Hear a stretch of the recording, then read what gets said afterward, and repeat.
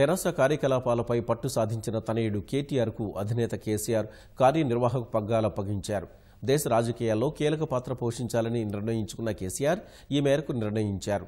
ప్రజలకిచ్చిన వాగ్దానాలు నెరవేర్చడం, ప్రాజెక్టుల నిర్మాణాలను పూర్తి చేయాల్సిన బాధ్యత తనపై ఉన్న దృష్ట్యా అత్యంత నమ్మకస్తుడు, సమర్థుడికి పార్టీ బాధ్యతలు అప్పగించాలని భావించిన కేసీఆర్ కార్యనిర్వాహక అధ్యక్షుడిగా కేటీఆర్ను నియమించినట్లు తెరాస వర్గాలు తెలిపాయి.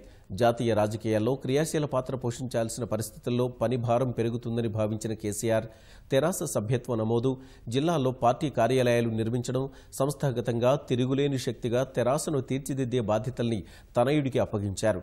కార్యనిర్వాహక అధ్యక్షుడిగా నియమితుడైన కేటీఆర్ను కలిసేందుకు ఆయన అభిమానులు పెద్ద ఎత్తున ప్రగతి భవన్కు తరలివచ్చారు. తమ అభిమాన నేతకు అభినందనలు తెలిపారు.